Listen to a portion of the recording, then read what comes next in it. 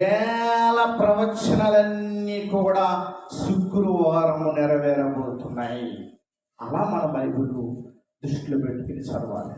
కాబట్టి జక్కరీ గారు వయసు ఎంత అనుకున్నారు? చెప్పాలి ఎవరన్నా? జక్కరీ గారి వయసు ఎంత?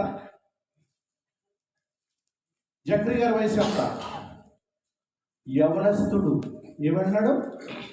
ఇంచుమించు 20 నుంచి 27 సంవత్సరాల వయసు ఎన్నో దర్శనాలు చూశాడు ఆయన.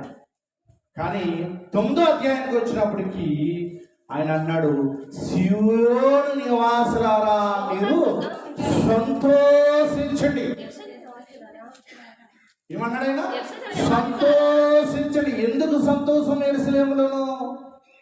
ఎందుకు సంతోషము? ఎందుకు సంతోషం?